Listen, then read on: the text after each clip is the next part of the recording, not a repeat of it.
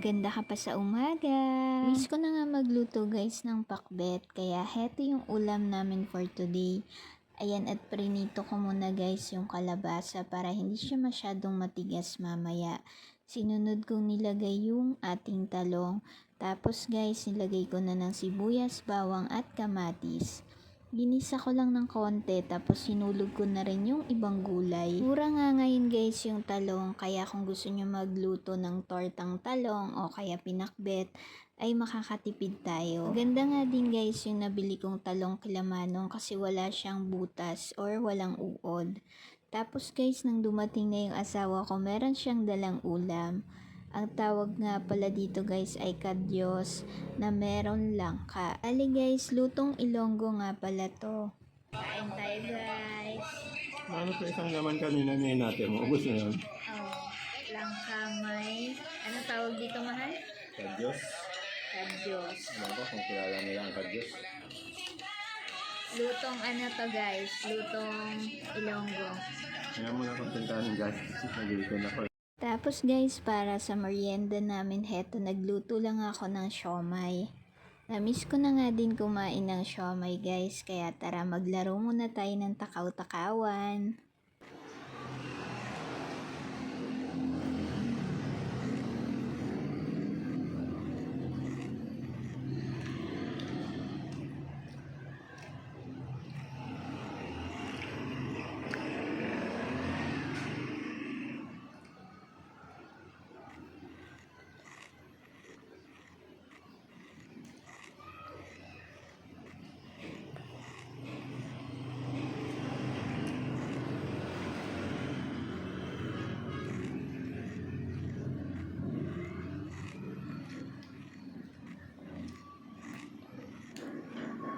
Ang sarap nga talaga guys ng siomay na to, kaya kung gusto nyo din umorder ay ilalagay ko sa comment section kung saan kayo makaka-order.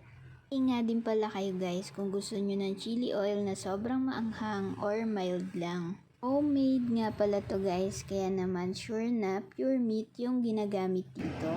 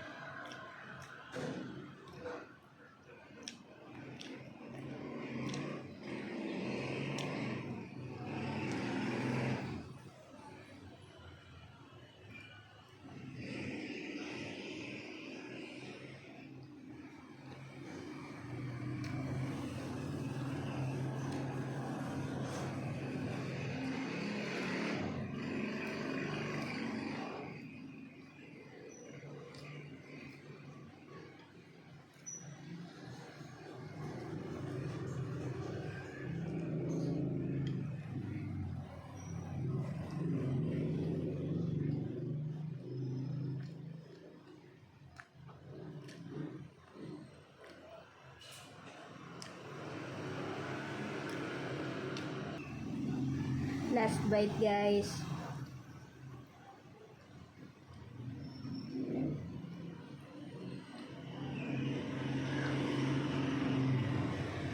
At ang sarap nga talaga guys ng siomay, kaya kain na din kayo. At kinabukasan naman guys, umalis nga pala kami ng family ko. For today's video guys ay gagala muna tayo. Yan nga pala yung kapatid ko guys. And then kasama din namin sila mama at sila ate, pero nauna na sila dun sa destination na pupuntahan namin. Muntik na nga kami guys hindi makasama ni Charles. Siya nga pala hindi kasama yung asawa ko kasi open yung shop namin ngayon. At si Charles naman guys, kagabi ang sama ng pakiramdam niya. Kaya muntik na talaga kami hindi makasama. Buti at naging okay na siya ngayon. Ilang oras nga lang guys ay nandito na tayo sa Batangas. Yan nga guys, at lumagpas na tayo sa SM Hypermarket ng Batangas. Pupunta tayo guys sa Leonor's Beach Resort sa Lemery, Batangas. Mabilis lang din pala guys yung biyahe. Umalis kami mga 1:00, tapos mga 4 PM magbabandang 5 ay nandito na kami. Nakakatuwa nga dyan guys, may nadaanan kami madaming tanim na talong. At fast forward guys, nandito na kami. Hindi nga pala namin guys sinabi kila mama, kila ate sa mga kapatid ko na nauna na makakasama na ako. Kaya pagbaba namin ni Charles ay nagulat sila at nakakatuwa nga guys. Dahil miss na miss ko na din sila guys, kaya ang saya-saya talaga. Dating nga pala namin guys, kumain muna kami tapos tumulong muna ako magluto ng mga pagkain. Kaya nga pala kami nandito guys, birthday celebration ng ate ko. Eto nga guys, magtitinda muna ako ng kikiam at fishball dito. Pero joke lang yun guys, pagkain namin to. Katapos ko nga pala magluto guys, ay maya maya kumain na din kami ng dinner. Di na nga pala kami nag-swimming ni Charles. Sabi ko ay bukas na lang kasi baka malamigan siya. Lamig nga dito guys at napakaganda ng lugar. Pinong-pino nga din pala guys yung sand dito. Hindi man puti yung sand pero napakaganda guys. Kaya naman kung naghahanap kayo ng mapagsiswimmingan ngayong summer ay try nyo na dito sa Leonor's Resort.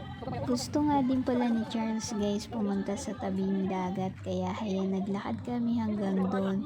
Pero guys sobrang dilim, nakakatakot pero safe naman. Tumingin-tingin nga muna kami dyan guys. Malay mo makakita kami ng Shokoy or Serena.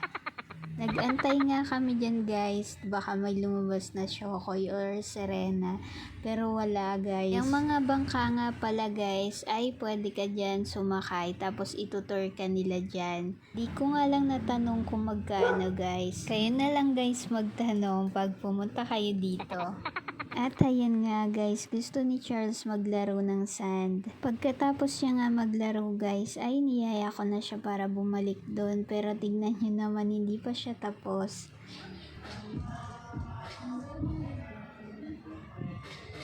Pagbalik nga namin guys, nagkakwentuhan yung mga kapatid ko tapos sila mama. Ang saya nga guys, parang ayaw mo matulog pag magkakasama kayo. Tapos ganun din yung mga pamangkin ko, ayaw din nila matulog. Pag may kanya-kanya na kasi kayo guys na pamilya, ay hindi talaga maiiwasan na hindi na talaga kayo magkita-kita lagi. Eto nga pala yung isa kong pamangkin guys, naglalakad siya. Marunong na siya maglakad pero natatakot kasi akong bitawan baka madapa.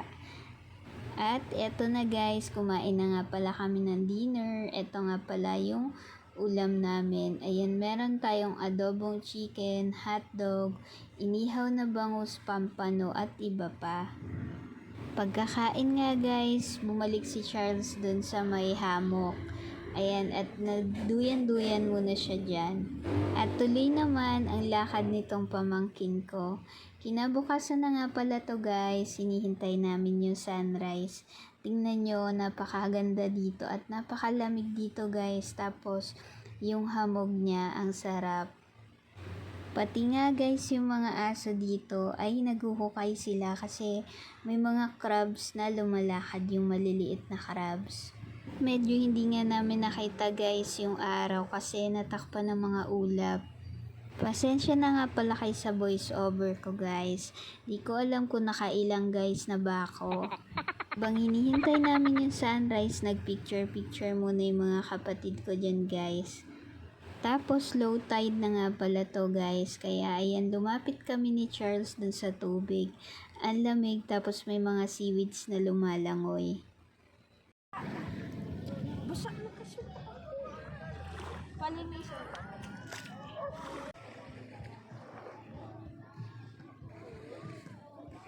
Maya-maya, andyan na din pala guys yung dalawa kong pamangkin, tapos si ate. Ang sarap nga guys sa paa ng tubig, hindi siya malamig, hindi ka giginawin. Tapos andyan na din sila mama guys. Pero bumalik muna kami doon, tapos kumain muna kami pagkatapos namin manood ng sunrise. Eto nga pala guys, nakabihis na kami para pauwi. Di na nga pala ako nakapag-video nung nagsiswimming kami guys. Kasi baka mabasa pa yung cellphone. Bukod nga pala guys sa dagat ay meron nga din pala sila ditong swimming pool. Merong kiddie pool at meron din pang matanda. Kumain nga pala muna ulit kami guys bago kami umalis. Ito na yung last day namin dito guys sa dagat. Ayan nga guys, kain tayo.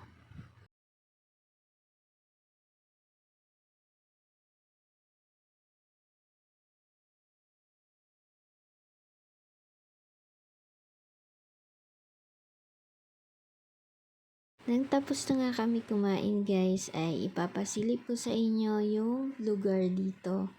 So, ayan siya guys. And then, nag-ayos-ayos na kami para makauwi na. Heto't binantayan ko nga pala muna yung pamangkin ko kasi naliligo yung kapatid ko. Hinihintay na lang namin guys yung iba naming family members. At ayan nga guys yung pamangkin ko at yung brother-in-law ko. Bale kaming ibang magkakapatid ay dito, tapos sa kabilang kwarto doon naman sila ate. Sa labas naman guys, kanya-kanya nang kuha ng picture habang hinihintay namin yung iba naming kasama.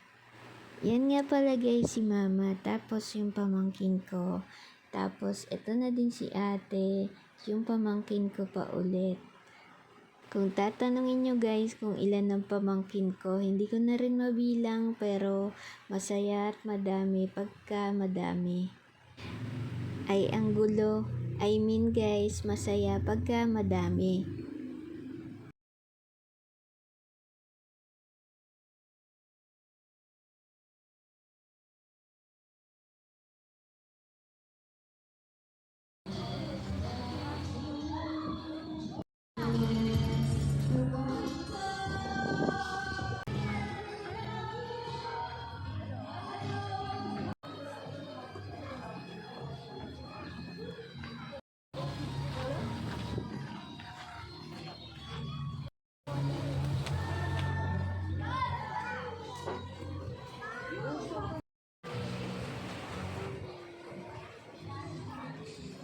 At eto na guys.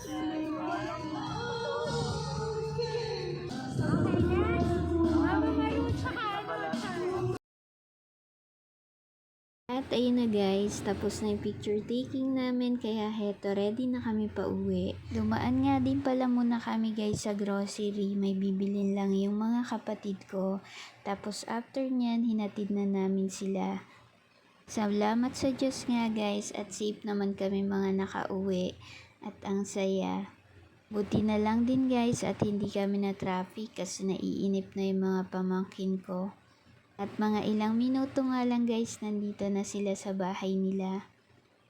At after nila guys, kami naman yung hinatid ng kapatid ko. At ayun lang guys, salamat sa panonood. See you on my next vlog. God bless.